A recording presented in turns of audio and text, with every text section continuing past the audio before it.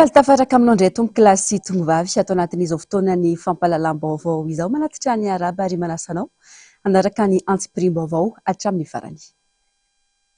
Misokatra ho an'ny rehetra ny varavarana ho fifampianoana andraisana ireo sosokevitra narenana sy ampandrosoana ny tanàna Antananarivo hoy ny kandida Tojo Ravalomanana androany ny maraina teo dia nitafa mivantana tamin'ireo mponina ny tenany ny aino sy nijery ny zavamisy an'ireo mponina ao amin'ny boriboritany faharoteny an-toerana nanangona ny vaovao faniry Andrianarivo sy mbola avatsara. Ny solotenan'ireo mpitatitra, ireo mpanasa lamba, ny tanora, ny mpivarotra sy ireo sokajin'olona hafa monina tao amin'ny boriboritany faharoa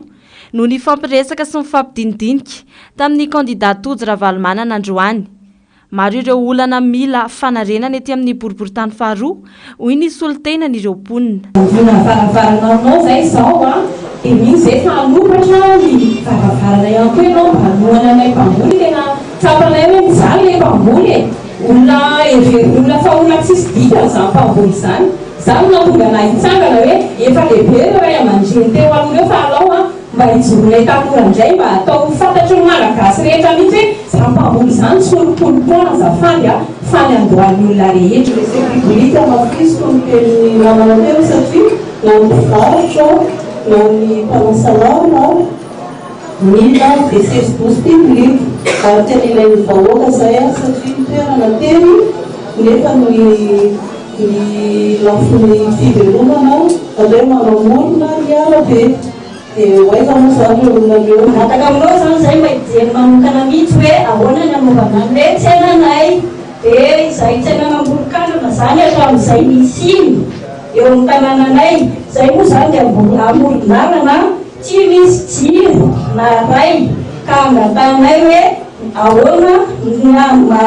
zany hoe zay tsy manana mijiro nefa ty ambolo aty zany dia tena hitanay hoe mazava be tokoa nefa eny aminay tena tsy misy ka mba angatanay zany hoe maomeo jiro izahay. Misokatra ny varavarana izy ny fifandraisana bebe kokoa hoy ny kandida Tojo Ravalomanana. Izany natao dia anamafisana ny fifampitokisana eo amin'ny rotonta. Izahako solotenanareo fotsiny hoe izahako arak'izay azoko atao manatanteraka ny zavatra izay mampety ny fiainantsika indrindra fa eto amin'ny 2e arrondissement. Ny teny zany teo ohatra zareo mpanao sport io zany misy an'le sport efa misy an'le terrain resan monsieur le député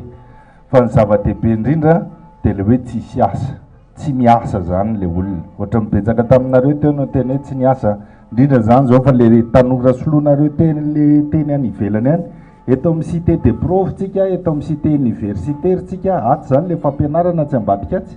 fa mivoaka eto ivelany eto ianao dia tsisy le asa azonareo zany mampalahelo zany tena mampalahelo mihitsy zany tsy maintsy hiezaka tsika isika no resahako amin'le izy satria tsy vitana olona rery ty asa ty tsika rehetrarehetra zao miara-manao an'le izy ka eto zany dia te hiresaka amintsika ohatra zany zao le niteneninareo le hoe fandre-pahalemana zava-dozy zany imaginenareo ahoana ary zany ny ahafahanao mianatra tsara raha matahotra ianao mody rariva ahoana ny ahafahanao miasa tsara raha matahotra ianao ny ody rariva iza moa le mpanendakireo ohatra ny efa voateninareo ihany le izy fa raha mba asiantsika éducation civisme kely mba mentsika courage zalahy dia mba lasa manao fitediavana ohatry ny olon-drehetra ihany izay le leadership. Tsy vitan'olo-tokana na olombitsy na koa fifanankalozan-kevitra fotsiny anefa ny fifidianana sy ny asa fanarenana ny tanàna hoy hatrany ny kandida Tojo fa zava-dehibe ny fiaraha-misalaha mba hisiny ny fampandrosoana aingana. Mitondra vahaolana tsika ary le vahaolana ho ataontsika ho anareo ny anaovantsika anazy azonareo ho anareo vahoaka efa manomboka miresaka izay any ambadimbadika any miresaka amin'ireo mpamatsy vola miezaka mahazo an'le confiance indray satria le confiance koa tsy mipetraka tonga le famatsiana avy any ivelany any lany zalany ambony any le izy dia le rano maloty any ny tonga aty ambany aty tsy mety zany azonareo ary tena misy nefa le famatsiana tena misy le izy fa tsy hoe tsy misy fa mihina feo amin'le fitantanana ny tena sahirana eto amin'le farany dia zany rehetra zany dia ho nofinofo daholy raha ohatra ka tsy ampianareo za ahafahako manampy anareo ny dikan'izany dia mifanentanana antsika rehetrarehetra mifidy teo zany efa nandeha teo le resaka hoe etany manodidina rehetrarehetra raha tonga 500 mahery le taux de participation teo a mba ezao atao doublé raha possible. taorian'ny fihaonana tamin'ireo mponina teto amin'ny QG Ambohipo dia nitsidika nitsena ny candidat nijery ny zava-misy. Fiovana amin'ny lafiny rehetra indrindra ny fanatsarana ireo foto-drafitrasa toy ny tsena no andraindrainy ireo mpivarotra ao amin'ny tsena Ambohipo raha nambaran'izy ireo nandritra ny fitsidiana nataony candidat Tojo Ravalomanana teny an-toerana androany.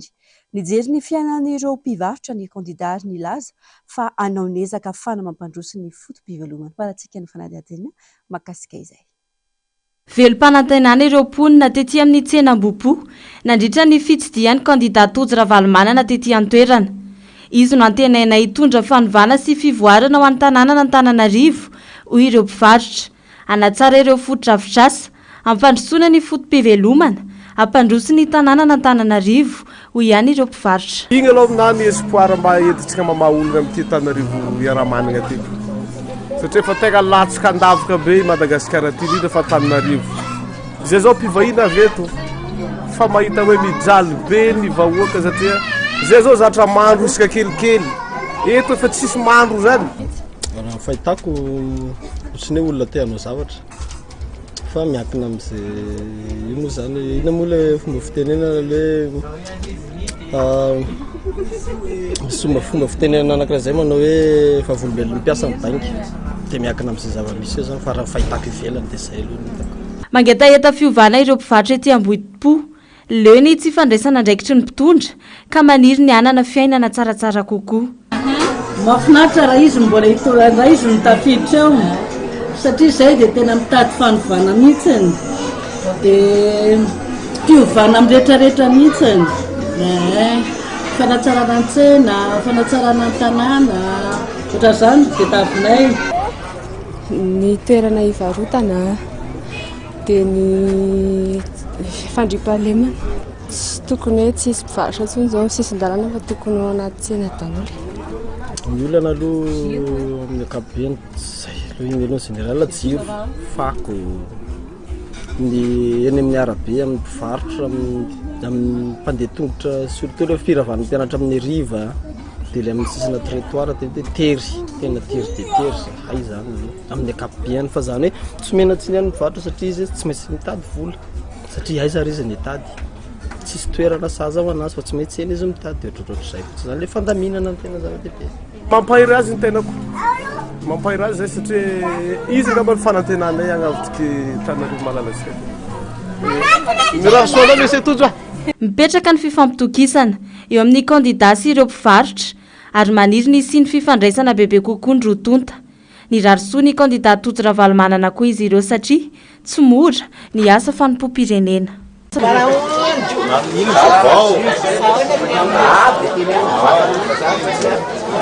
Ziro tsy mandeha. Telefônina tapaka. Telefônina tapaka. Telefônina ko tapaka. Busy. Vary miaka. Soa aloha fa mbola bebe reserve.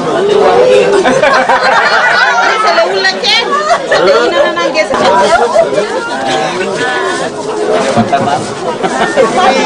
Meandela gati.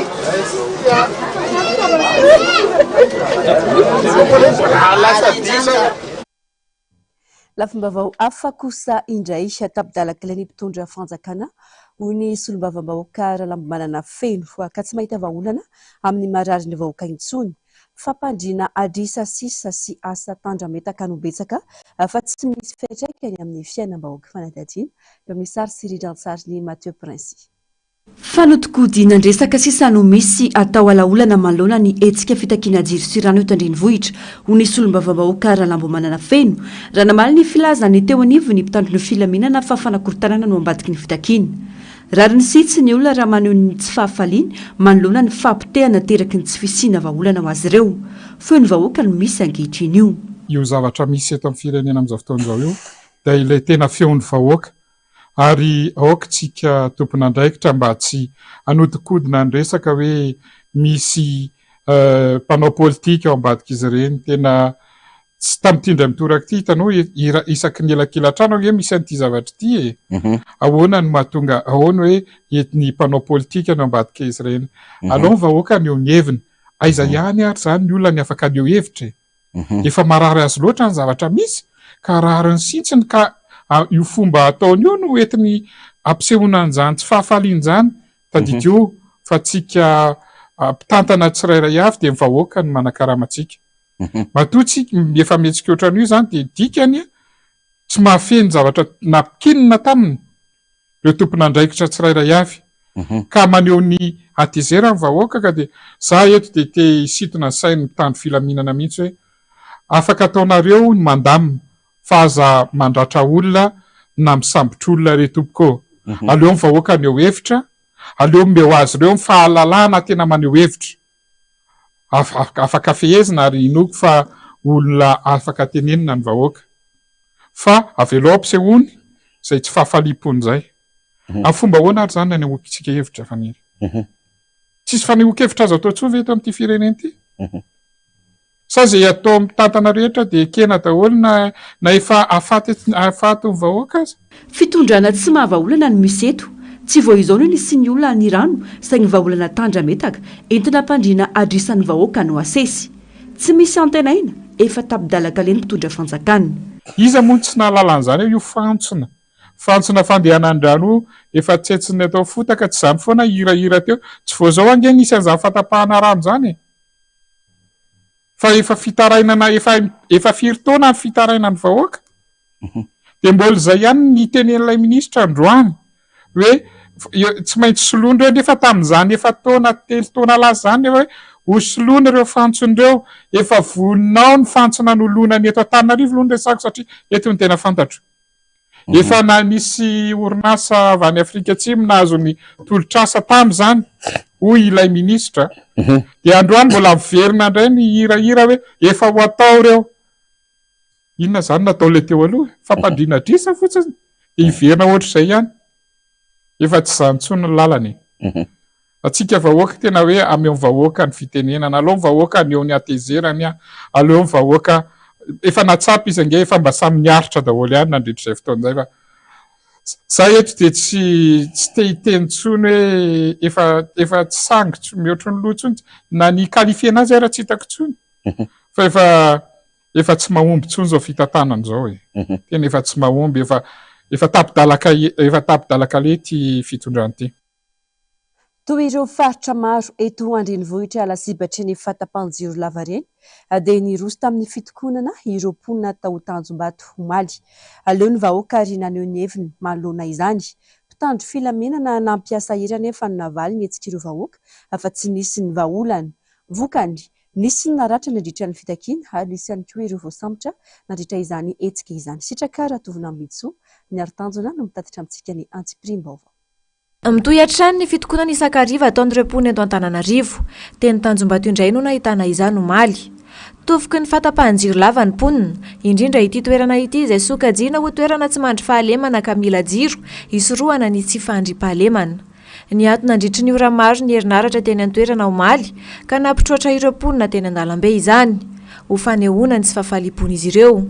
avy hatrany anefa dia tonga ireo mpitandro ny filaminana ny ravany hetsika nisy ny fifanandrinana teo amin'ireo mponina sy ireo mpitandro ny filaminana ka nisy ny naratra sy voasambotra tamin'izany ny olana tamin'le grevy taty aminay maly zany nanomboka tamin'ny fakimaly tamin'ny folo alina ny jiro ny tapaka dia miverina tamin'ny enina maraina dia miverina teo amin'ny 5 minitra teo dia tapaka le jiro dia apris an'izay tsy miverina tsony raha tsy nanomboka maraina parivon'ny andro any tany amin'ny tany fitifity tany vao miverina le jiro dia tezitra le fokon'olona amin'izay zay no netombohan'le grevy dia be da be moa no nisy ny olona naratsa taty aminay tamin'ny tonga ny tsatsan'le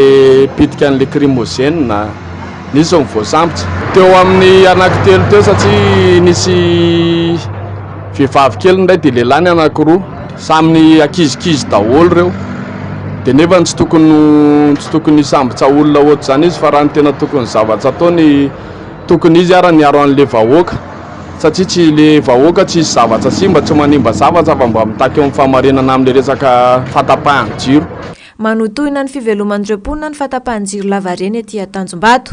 Manoloana izao zava-misy izao dia manao antsoavy ireo mponina andaminana ity olana ity fa indrindra mba hampitsarana ny fatapahan-jiro. Ohatranay zao miasa tena tsy miasa zay inona namelomanay amin'ny vady aman-janakay lasa tsy maintsy mifaran'le resaka fitakinan'le zavatra le resaka jiro tapaka zany fa raha zavatra tena tokony mba angatahanay zany hoe marina mety ohatra hoe misy ny tsy fampinana ohatra zany fa mba landralandraina ihany lesy taloha nge mba anisy ny délestage fa adiny ray fefakadiny de miverina fa tsisy tontolony andro zany fa ty efa tsy rariny ntsony efa tena trop loatra koa sy ty. Ohatranay zao manao volony asanay tena hitanay hoe renenay mihitsy le fitapahan'le jiro satria ny jirama tsy mankasitraka le hoe taraiky le jiro fa tonga de manapaka miasa nefany amin'ny jirony anay ny asanay de nefany ny jironay koa en plus efa tapaka mbola malafo be ihany le jiro de tokony mba raisin'ireo lehibe eo ambonin'ireo tanàna zany le tanàna fa efa tena miamahanitra amin'ny vahoaka. Hanina ny olona sasany de davina androany, hanina rapitso de davina rapitso nefa le jiro ny tena fiainan'olona. Ny sibera zao jerevo mikatona, ny poissonnerie masiso ny trondro, poafira, ohatran'izany zavatra be da be sodira. Tokony mba eritreretina ihany zany le vahoaka majinika amin'le fiainana satria vidim-piainana efa miakatra nefa le jiro iainan'olona. Mahatalanjona ny maro ny zava-misy fa tsy ny vahaolana hoy ireo mponina no aroso amin'ny mpanjifa mitaky ny zony fa herisetra ka ireo mpitandro ny filaminana tokony hiaro ny vahoaka indray no tonga manao be midina ary tsy miaro fa mirafy amin'ny vahoaka. Hatramin'ny fotoana fanoratana dia mbola tsy nandrenesam-baovao momba ireo olona telo voasambotra. Tamin'ny fotoana nandalovana tety Tanjombato koa dia niverina nandeha ary sy tapaka ny jiro taorian'ny fitokonana izay nataon'ny mponina teny an-toerana Omaly.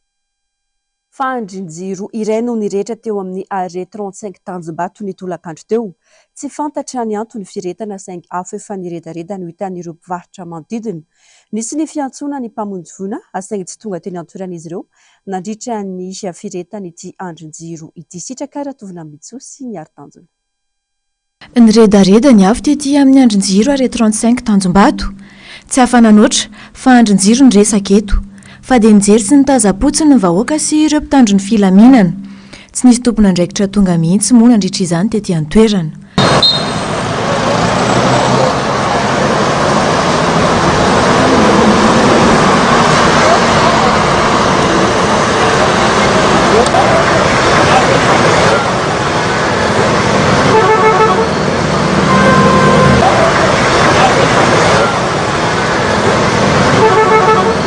Nanomboka tamin'ny roa ora ny firehetana ary avy eny ambony andrin-jiro no niandohan'ny afo raha ny fanazavany nanatry maso. Manasahady ireo mponina ny hamety ho fatapahan-jiro no izao tranga izao. Zay aloha mipetrapetraka teo dia tsy fantatra hoe fa tonga le izy dia ndrihatra be tapaka teo tonga dia lelafo be mihitsy le izy dia zay zao vao taitra teo dia mba nitenanao zay tsofiny jirama tao tsisy miteny tsisy mihetsy tsisy ahoana dia zay zao zay nefa n'izay varotra eto zao dia lasa ohatra mitebiteby be mihitsy zay fa navidiram-bolanay ara zao lasa mihitsoka be fa efa ela ihany nge nirehatra teo tamin'ny roa efa ela ihany iny teo fa ho adiny iray zany nefa atao tsisy mamonjy ihany le izy hatramin'ny zao zay ny tena olana amin'le izy dia eo zao zay hoe ahoana ihany ny jirama nefa ny jiramany ny pompier ato akay kely ato dia tsy any hoe ahoana zany ny tena tompona andraikitra amin'le izy zay zao ny tena ananay dia zao zay lasa matahotra eto hoe ahoana sy ahoana fa efa nasory le ramose moa zay hoe miala daholo na reto izy fa sao dia hoe milatsaka tapaka tsisy pompier eto tsisy nininina eto fa dia samy eneny fotsiny eto fa le mpiasa tato zany no nanondraka tany tamin'le izy nefa le izy jerera vao may miakatra ihany le afo dia tokony mba hoe hijery ny olo izy haingakaingana fa tena mijaly zay raha ohatra hoe tapaka indray ny jiro nefa ny jiro aty efa tainitanao hoe io fivelomanay le jiro dia manjary sahirana be zay tokony mba hoe tsy andriandry mihitsy zany le tompona andraikitra fa vao hoe telefona fotsiny le olona dia tokony tonga izy dia mba tonga ara-dalàna raha-potoana tsara mihitsy fa zao le izy endrasany efa ela be efa jerena efa irotana mbola tsisy tompona andraikitra tamy ihany tokony andraikitra zao efa voakely be iny miatsy teo le rangany azy tamin'ny jirama fa mbola andrak'izao mbola tsisy tonga tokony mba andray andraikitra amin'ny vahoaka izy tadidio tsara fa amin'ny alina anay iny efa milahatra ny tompony jirama tapaka foana amin'ny alina amin'ity misy miatsy vonjeo matsy tapaka foana ny jiro maizina zany ny ainana ety izany mivaralila tanteraka ary tsy voafehy intsony ny andraikitry ny tsirairay manoloana ny trangan-javatra toy izao Ny vahoaka trano no voakasika matetika noho ny tandrevaka ataon'ireo tompon'andraikitra isan'ambaratonga. Vaovao ny trangam-piarahamonina olona 520 niondrana antsokosoko tany Mayotte avy ao Ambanja, Ambilobe, Sambava, Antalary, Nosbe no nalefanody aty Madagasikara ary natolotra ny fitsarana omaly. 30 izy ireo no niala tao Antanety Beandrefana araka ny fampitam-baovao ka efa hiditra ny Nosy Mayotte no tratra ary voatery nampodiana tany Nosbe ny 520. Ny 5 kosa dia voafonja ny Mayotte no izy ireo efa mpamerikeloka. Raha ny vaovao ihany, niala tao Ambalamanga Nosbe ny 30 Oktobra 2022 nandeha sambo aingam-pandeha ny azo Antanety Beandrefana distrika Ambanja izy ireo ary nilaza fa hamonjy fetim-pianakaviana tany an-toerana ka tany no nifindra lakok namonjy ny Nosy Mayotte. Tamin'ny 3 Novambra teo no nigadona tao amin'ny seranam-piaramanidina iraisam-pirenena Fasainy Nosbe ny andiany voalohany misa 5 vavy ary ny 4 Novambra kosa ny andiany faharoa misa 40 ka lehilahy ny iray tamin'izy ireo. Fanotanterahiny olom-boafidy iray eto Antananarivo ny fandravany tamboho amin'ny tany iray izay iadiny any Ampefy. Nandefa ny assistante parlementaire sy Besandry 12 ity olom-boafidy ity nandrava ny tamboho tsy naoriny ary tsy nisy didim-pitsarana akory nafananao izany. Notazony zandary tany Ampefy ny 7 lahy nandrava saingy navototra taorian'ny fidirana antsehatra ireo olon'ambony raha ny fanazavana. Tsy mety mandray ny fitoriana ny niarambona ary nanokatra fanadihadiana ny zandary any an-toerana izay natao hiaro ny vahoaka sy ny fananany ho ny fijoroana vavolombelona faratsika ny fanampanazavana. Ady tany fanolanana mpivady izay mbola mandeha amin'ny fitsarana no iadin'ny olom-boafidy iray avy eto Antananarivo renivohitra ao amin'ny kianja Fokontany talata vaovao Ampefy. Tsy namelany fa nandefa groupe 12 sy ny assistante parlementaire ilay olom-boafidy nandravany tamboho misy ny tany ny farany volana Oktobra teo. Tsy nisy taratasy mazava sady tsy nahazoana lalana no mbola natao androalina ihany koa. Ny takio taratasy fahazon-dalana ireo manampahefana dia ny fotony saingy tsy namoaka izany izy ireo. Izy ireo izany ny tamin'ny fitofito teo iny izany hoe taloha izay ndrodoro teo izay nieritreretra olona mpitsangatsangana mpijery ilay olona manao kilalao tao aminay izay nanavahiny be dia be izay tamin'ny andreo. Dia efa avy eo izy mitondra baramina izy dia narodana ilay tamboho sady miteny izy hoe tsy maintsy rodana ity tamboho ity sy ity trano ity. Dia natahotra ilay olona dia navoaka ny entany namonjy nahita ary amin'ny trano lehibe dia nanatona azy moa izay rehefa dia ino ty ataonareo hoe avy aloha tsika mba hifampiresaka fa inona ny antony izao aiza ny taratasy takina aiza ny taratasy fahazahoan-dalana andravandro ilay tamboho tsisy raha normalement manko ny tokony mba misy didy avy any fitsarana miaraka amin'ny UC miaraka gendarme miaraka amin'ny Fokontany eoterana izany président Fokontany izany fa tsy iza zavatra izany fa nisy laza mpanao gazety anankiray izay tsy anay koa na mpanao gazety sandoka takina nefa ny kartany tsy nameza. Tratra ny fonokon'olona tamin'izany 7 miralana tanteraka ny fandravana ary voatazona teny amin'ny bureau-ny zandary saingy navototra taorian'ny fidiran-tsehatra ireo olona-mbondra ny fanazavana. Etsy ankilany tsy mety mandray ny fitorian'ny niarambona sy manokatra fanadihadiana ny zandary tranga izay mampametra-panontaniana hoy ny fanazavana. Dia rehefa avy eo tonga ny antso gendarme izay tonga ny gendarme nanao ny asany izy dia ohatr'izay ihany koa mbola tsy nampiseho andro zareo. Rehefa avy eo nefa ny spécialiste manao plainte dia anoty ilay plainte tany an-trano dia nohon'ilay hoe mena ilay gendarme ilay plainte dia niraisiny dia noentiny tany ireo olo ireo izany tsy haiko hoe na ho avy eo ilay madama akan'ireo olo ireo ilay olona sivy voatazona dia avy eo ty tonentiny tany nefa amin'izao fotoana izao ny raharaha tsy hita hoe nakaiza ilay olona sivy dia zavatra mahagaga tsy nisy tohana izany le resaka fametrahana plainte dia hoe aiza hoe amin'izany izany le fiarovan'ny mpitandro filaminana ny vahoaka sy ny fananana dia hatramin'izao izany tsy hita hoe ahoana na ahoana araka ny filazan'ilay gendarme taminay aloha hoe miandry andry zareo any amin'ny bureau ny assistante ny député. Raha ny fantatra ny 20 Novambra ho avy izao vao hivoaka ny dity momba io tany io andrasana kosa ny toy ny raharaha. Iverenantsika ato anatin'ity fanadihadiana manaraka ity ny vaovaon'ny raharam-pirenena sy ny politika. Nafana ny ady hevitra teo amin'ireo solombavam-bahoaka avy amin'ny fanoherana sy ireo minisitra miisa 5 nasaina manokana iona sy hitondra fanazavana tamin'izy ireo momba ny olan'ny Jirama ny lalana ny tsy fandriampahalemana. Isan'ny vokiana mafy ary nohitsin'ireo solombavambahoaka ny ministry ny rano sy ny ministry ny angovo nandritra ity fihaonana ity. Rehefa tsy mahavita ho ireo solombavambahoaka dia mametra fialana fa tsy ny malagasy no ampijaliana toy izao. Germain Menjanary, Andry Rakotomalala. Misy mpiamboly korotana, monsieur le ministre, ao abola naturel zay manao zay atao fatiny besakoa tsy maty tsy hosavi tsy maty tsy voren'olo. Dikan'izay isaky misy maty besakoa olo de atao voren'olo nanamono tena le olo misy namorika io misy namosavy io misy nanareo de zay foana isaky hisy zavatra fitakimbahoaka fangao voatery zahay mpanao politika no te amboly korotana tsy ho hainy olo ve le jirony maty. Monsieur le ministre, oka kosa mba raiky ndraiky ary marina ny anao raha miteny anao efa hitahita ihany le tompona raiky tamin'ny fambolena korotana io misy ro akaikinao ministre de l'énergie sy ministre ny rano io mamboly izy roa reo mamboly korotana eo raha koa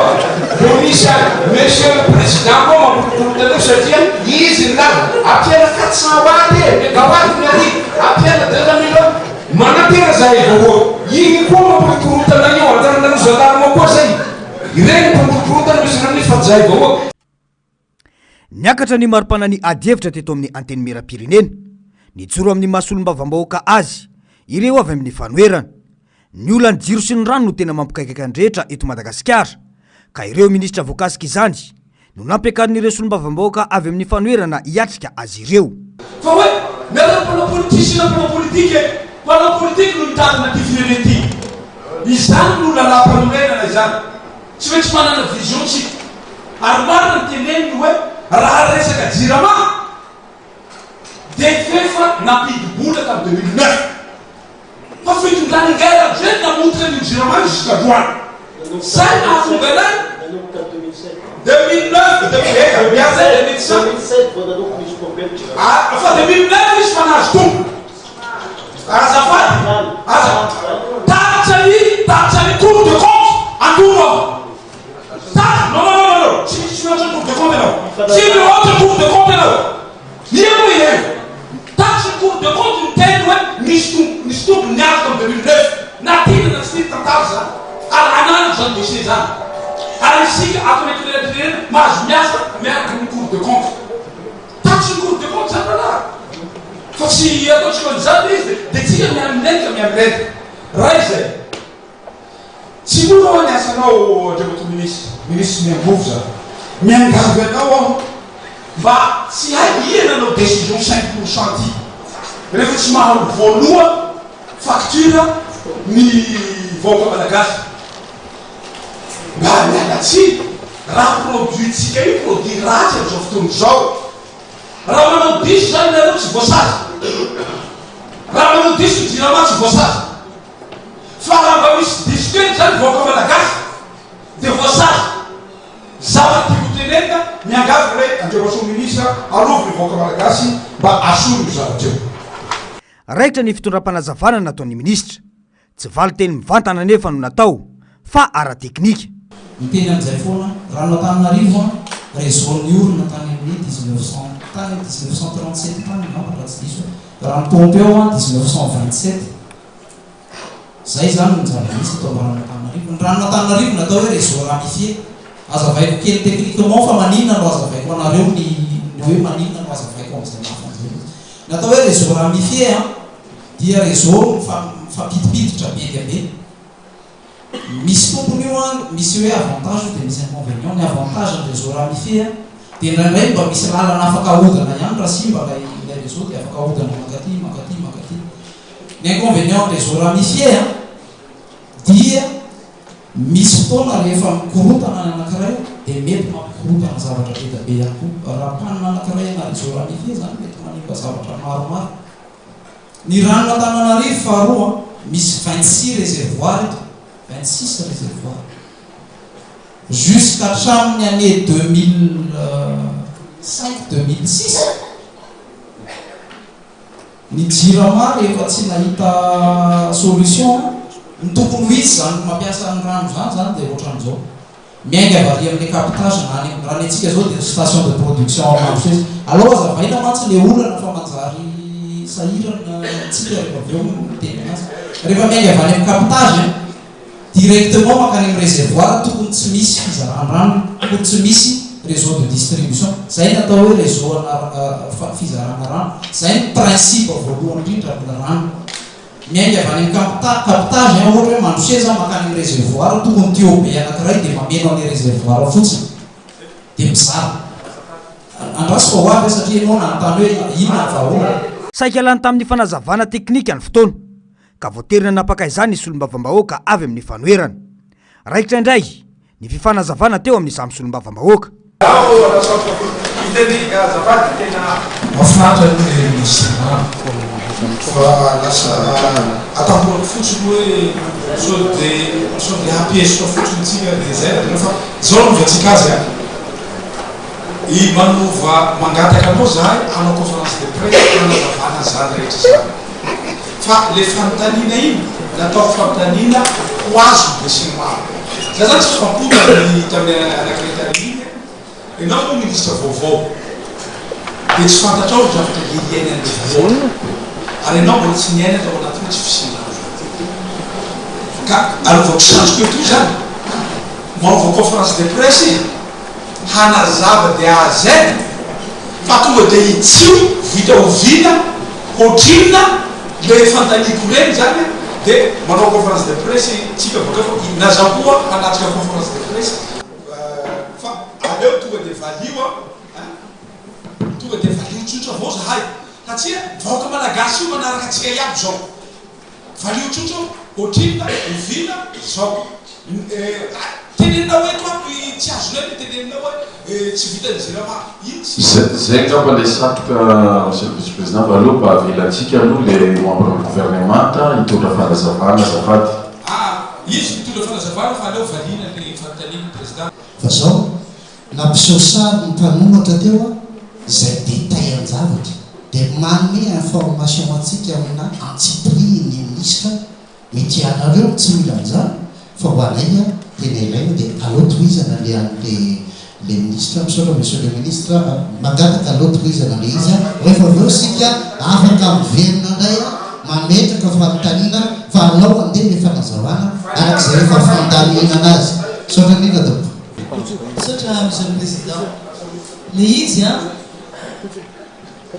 zavatra ao anatina lampanrenana no entitsika eto fanatanterahana zany pour la première fois tsika manara-dalàna ny zavatra atao eto hoe séance plénière ty zavatra ty mametraka fanontaniana na ny aty amin'ny fanoherana aloha zany satria fanoherana no nangataka zao toujours zao fa manana afaka manao replay afaka manao ino moa zany afaka toy izy dia mitendra misy zavatra tsy azo azo dia le ministre ao anatin'izay mandeha any amin'izay lalana tokony hitondrany anazy any fa fotoana atsika voafetra dia olanina andro amin'le fanazavana teknika lavabe zahay ny député zany tsika eto aloha sambany samyzaka ny mahadeputé tsika fa tsy hoe hiaron'ny gouvernement na hiaron'ny ministre anareo e zavatra manvahoaka ny atao eto dia zay natao eto fa tsy hoe nareo hitsangana dia hiaron'ny ministre foana rehefa tsy mety le izy aloha zany dia mba izy zay fomba fijerinay anazy aloha monsieur le président raikitra avy hatrany ny sangatanana taorina izay lany fa ireo voatokana andray fitenenana ihany no mandray fitenenana na itsy ary tsy nitsitsy ireo solombavambahoaka nampiseho fa fanjakana tsy mahavaolana no misy eto toy izao ny zavanisy momba ny rano tia tsy avahana satria mandeha be fotoana ministre ny rano nyresaky anao teo rehefa matsimbola ny zavatra tenenao teo hoe tsy vita tao anatin'ny efapolo taona ozy izy anao le izy aza dinoana rehefa dimy taona ny fanjakarano bajoely na ao anatiny zany dimy amin'ny telopolo taona tealoha dimy taona manaraka fa aona tsy navita rezy ny zavatra resahanao teo tsy vahaolana tena azo tsapahitana fa resaka tetikasa daholy le tenenao lazainao hoe zao le vo misy mahasamanao amin'izy azafady monsieur le ministre fa ny ratification an'ireo zavatra teneninao reo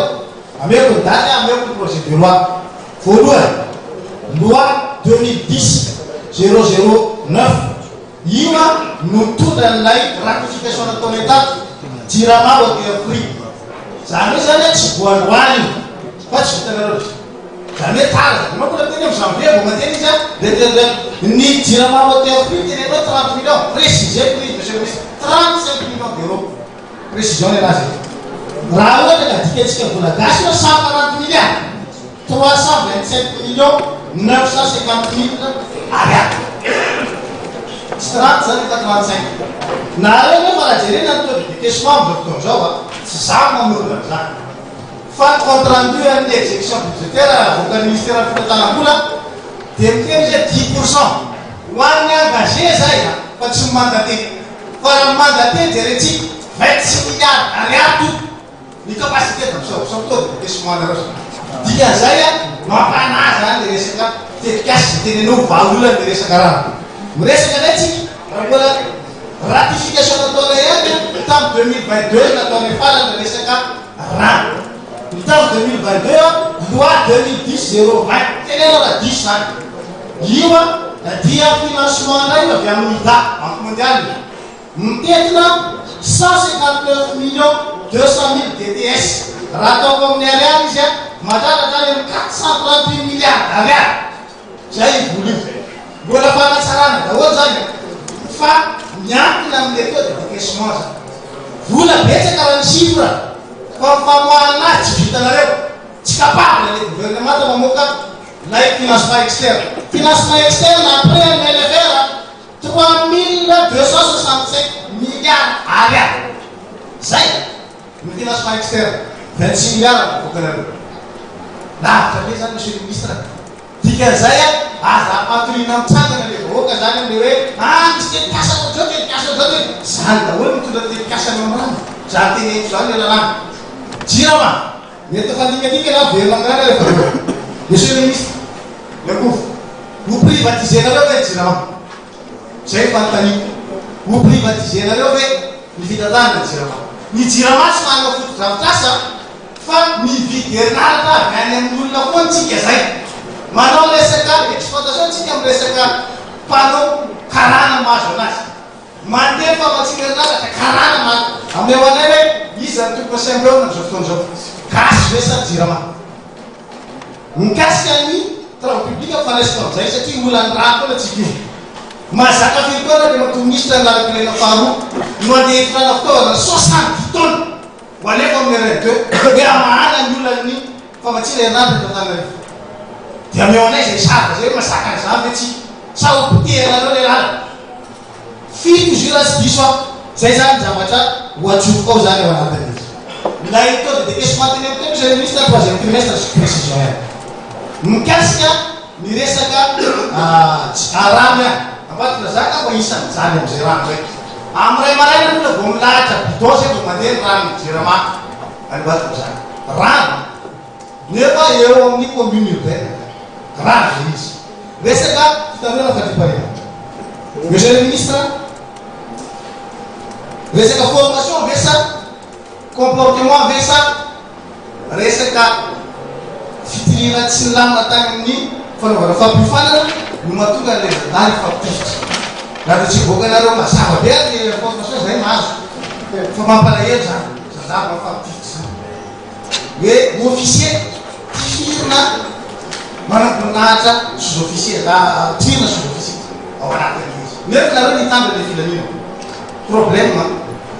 dia misy efa teneny sy vahoakana matoa olona tokony araiky teo anivona kompaniana ohatran'izany iontifonina tsisy mera io tena hoe mamempoana famoana olona zany ao anatin'le izy. Dia resaka jirama ihany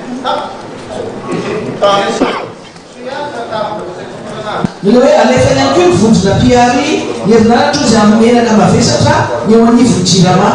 Io menaka mavesatra io tiako antanina sy amaninareo sotra be mihitsiny a inona le olana makasika ny fiolona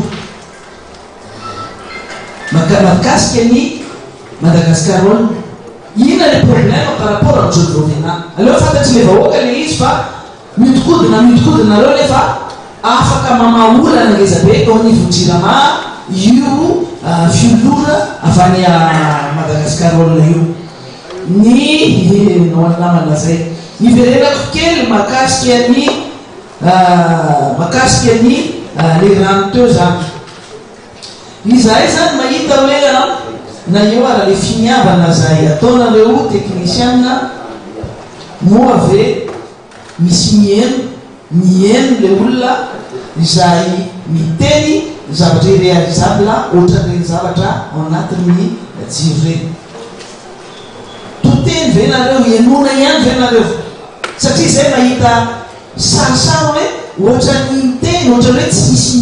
teknisian anao fa miteny zay zavatra tia nitenena le olona dia ianareo aveo lazaina fa tsy maharaka an'le train, ianareo aveo tsy maharaka an'le asa dia manjary zavatra hafahafa mitatsika zao zany hoe fa tsy rano madio, tsy rano fisotro madio tsony sotroan'ny olona zao fa tena rano maloto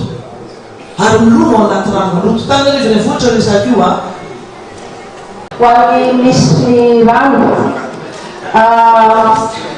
nalazava ny atao mba manana koa resaka namako hoe resaka teknika be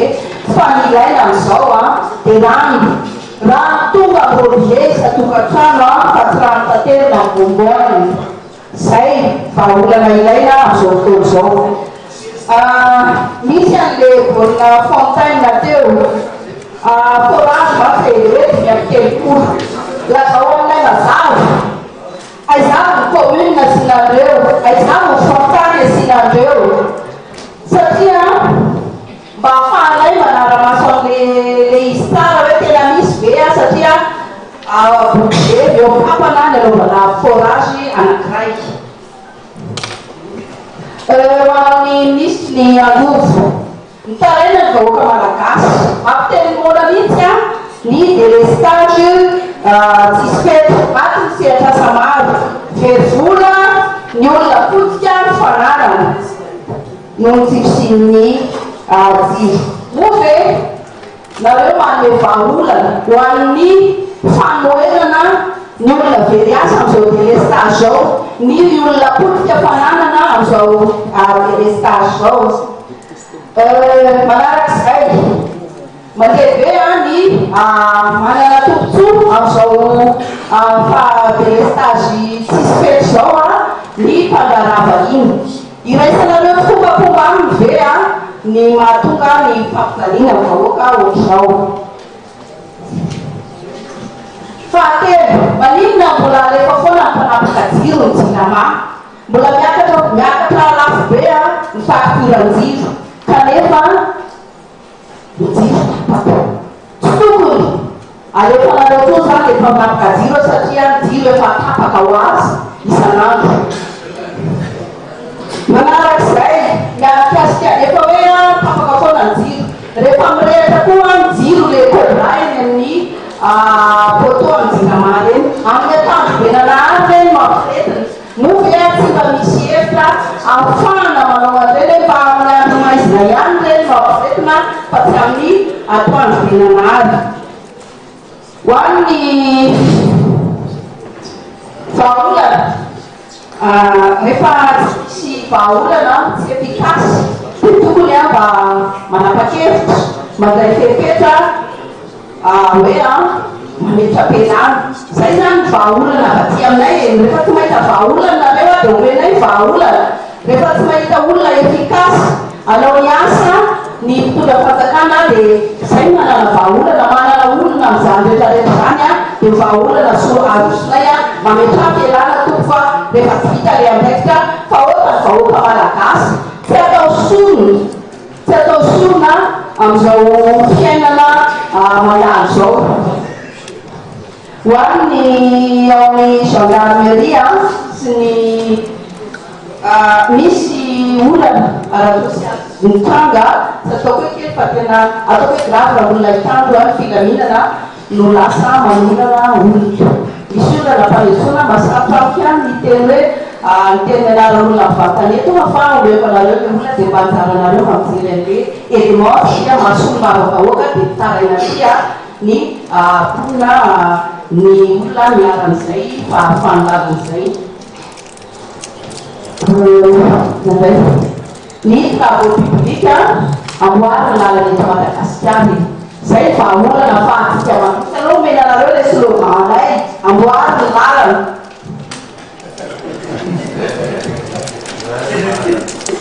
Zay angamba no telo Monsieur le ministre ny rano ny fanazavana tao vaky manina ny an'ny honorable Razarapiera teo dia hoy za hoe ao anaty groupe magistrale eny faculté ve za ty benediction bo teknika be tsy manambany ny vahoaka malagasy ah fa tsy vitany hoe tsy compréhensible ao ny vahoaka malagasy zany monsieur le ministre sady tsy efficace no koa tsy mamaha ny olana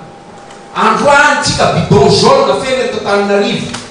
androany tsika mijaly rano ny any Ambovobe ny any Manakara ny any Betokatsimo ny any Benetra sy ny sisa eran'ny Madagasikara inona ny vahaolana entinareo amizay tsy misy monsieur le ministre miaratina amin'ny cour magistrat fa le fanazavahanao teo de ohatrany hoe miaro tena ary ianao raha mbola miteny amin'ny 2006 mitsata amin'ny 2007 amin'ny 2027 2026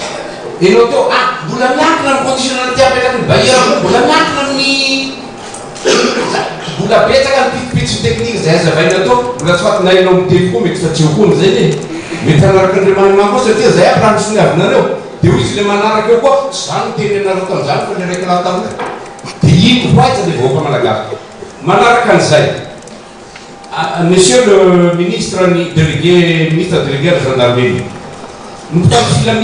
mpitandro filaminana ianareo za tokony de zany gendarme koa donc tsisy tokony tsy tiavako ny gendarme ary atao anaty mokazerina mahalava tongotra reo fa zao monsieur le ministre tsy ohatran'zany ny gendarme taloha tsy ohatrany ataonareo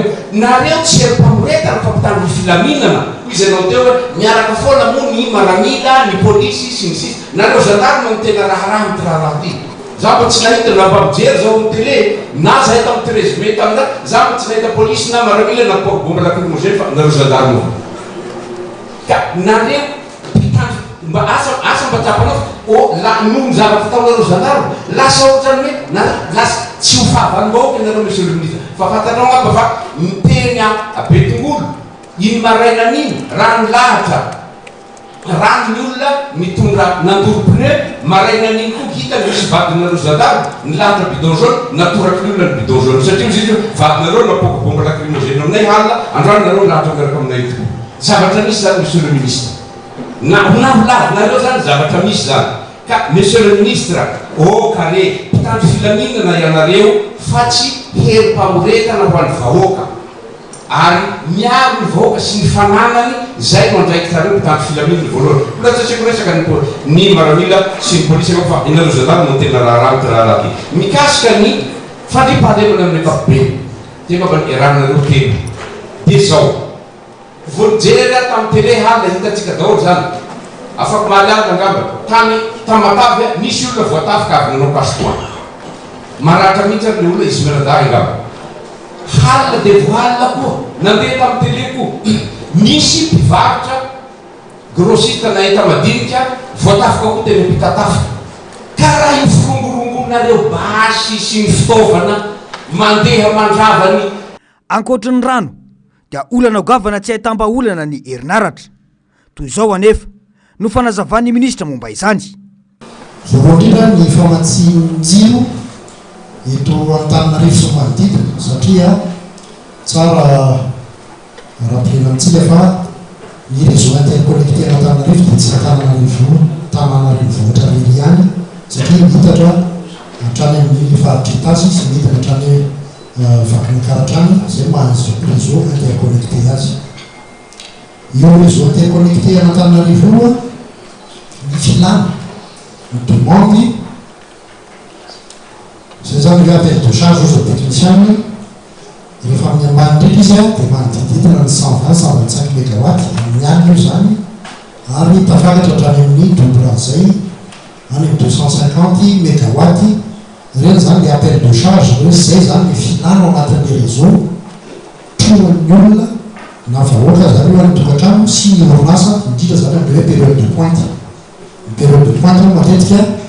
dia ny amin'ny riva rehefa tafody ny olona sy ny amin'ny maraina rehefa manomboka misokatra daholo ny orinasa sy le mbola miomana ny olona any an-trano ka rehefa zay le 125 jusqu'à 250 mégawatt zay zany ny demande isika eto Antananarivo ny famokarana dia sady misy ny famokarana avy amin'ny rano zany hoe le centrale hydroélectrique misy ny famokarana avy amin'ny solika centrale thermique zany ary misy ny famokarana koa amin'ny centrale solaire réseau interconnecté zany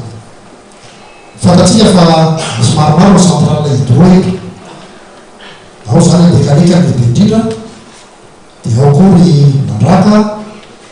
ao ny farantsa le mahitsy dia misy an'ireo any amin'ny anasany votry sy misy ireo kelikely hafa toy ny antelomita tsy afakamiry sy ny sisa amin'ny tavanandro rehefa ohatra ka ampy tsara ny rano dia mamehatra any amin'ny rappeleny capacité 190 mégawatt ireo hydro reo hitanareo amin'izany fa raha hoe miasa tsara zany hydro dia efa betsaka mihitsy zany le pariny hydro famokarana raha ao anatin'ny demande le nazavaky teo manoloana io fanazavana io dia tsy nitsitsy ireo solombavam-bahoaka fa tonga hatramin'ny fangatahana fametrapelan'ny ministra ny fandraisam-pitenenany ireo solombavam-bahoaka ireo ao anatin'ny jiro ao anatin'ny jirama zany mikasika ny jiro de lestage ny fampanantenana be dehibe le ataonareo a ny eo tsy vita eo atao ihany fanontaniana apetraka hoe ianareo technicien nave no manovovoana le président de la république mahatonga azy ny manao fampanantenana impossible ohatra hoe na sanatry valo ohatra ny olona mirediredy exemple resina amin'izany ty anankiray ty hoe hoalefa ny jiro kabary natao tamin'ny telopolo ny vola octobre alefa le mille TC ambolanambola na dia 300 millions d'ariary par jour ary fandaniny 300 millions d'ariary par jour dia alaina any amin'ny ministère-ny farabeazam-pirenena amin'ny de hoe ajanona zany ny fanamboarana sekoly voleolony tena ohatrany tsy fantatro na manodimy ambony tany nareo nahoana fazany zavatra zany a tsy tokony hohainao koa na ny ambavany président de république satria avy any aminareo technicianna ny vahaolana zay tokony ho tanterana zavatra concret fa tsy zavatra ohatrany zany manaraka zay hoe mbola hoalefa ihany ko izy ny vondrona nifa ny vondrony ina mozy teo misy ary ny zavatra atao ao anatin'izay dia lasa ny mpanjifa ho an'ny olona zay manana jirama manana facture ny pénalisé na ary misy fanahinina mihitsy ao anatin'le izy atao tara ny facture mba hahafahan'ny jirama maka le 5% lesage fa manirana ny jirama no sazina manirana ny fanjakana no sazina satria ny zavatra mitranga zao fotoana zao dia ny tsy fahaizana mitantana sy mauvaise gouvernance zay le izy fa manina le vahoaka efa sahirana mbola saina mandohanty 5% de pénalité saky mandeha ty mila zay ny ministre délégué amin'ny rehefa misy an'ireny olona amin'ny grève reny a aza le olona amin'ny grève aloha jerena fa le source le origine n'le korotany raha tsisy jiro mandeha raha tsisy rano mosotrona dia zay aloha vahana zay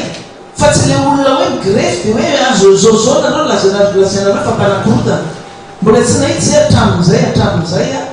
hoe misy élément ny moreky a miandro 13 mai miandro fotsiny le fotoana ivoan'ny olona no grefy a noho ny fitakina ny fampadianana ny rano na ny jiro voana rahatsika rehetra atao anatin'ny efitrano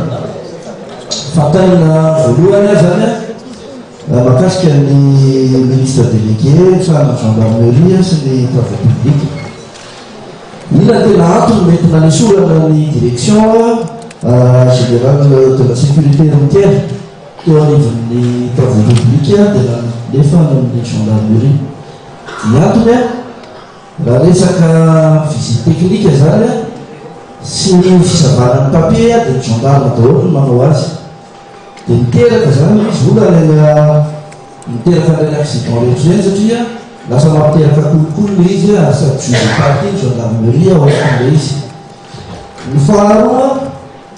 makasika ny ministre ny rano sy ny angovo resaka jiramamo resaha reto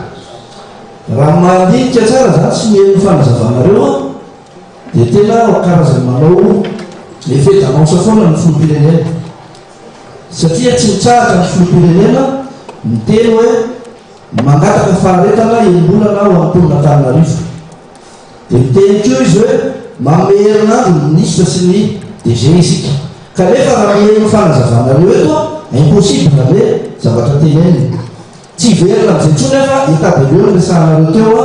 dia fahakanina tsotra mipetraka le hoe afaka manome plan de sortie de crise mazava ve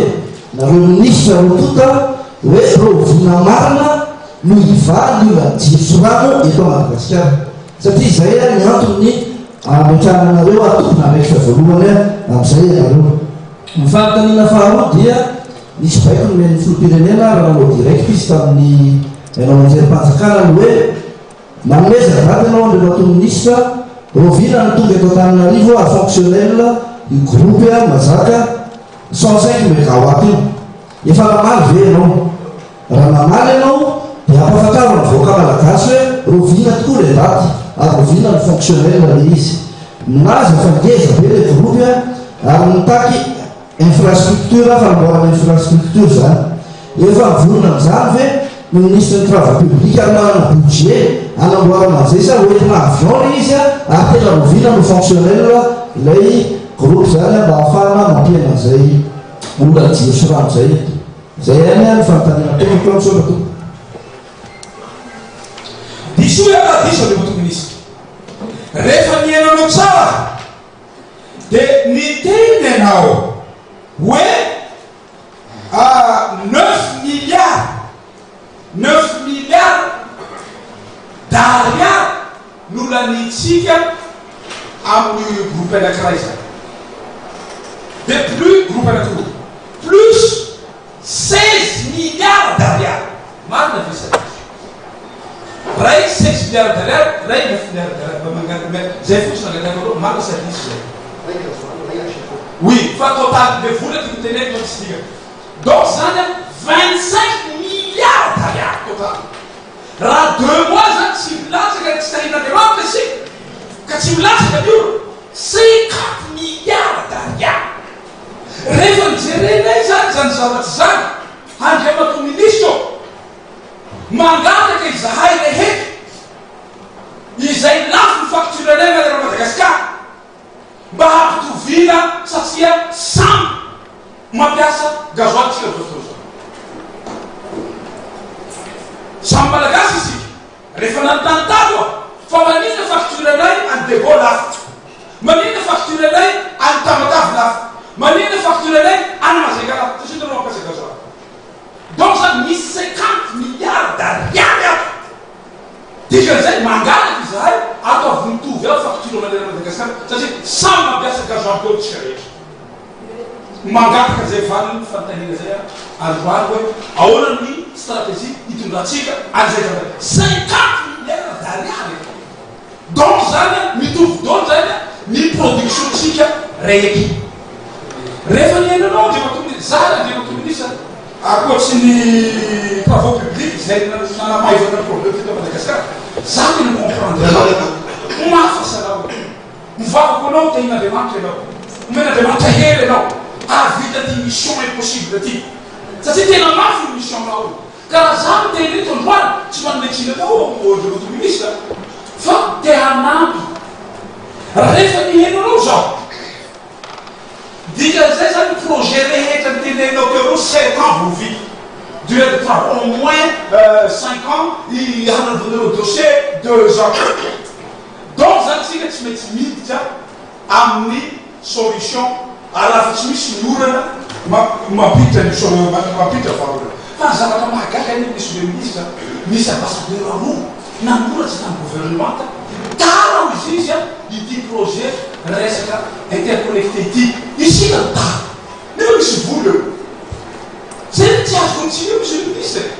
misy zavatra koa fefa vita de taraiky tsika amin'izy nefa mety mana tiako tonavina nantany SG-nay teo hoe ahoana ty 100 mégawatt tsy moramora ve monsieur le ministre ny manao an'io projet io interconnecté de Tamatavy Tana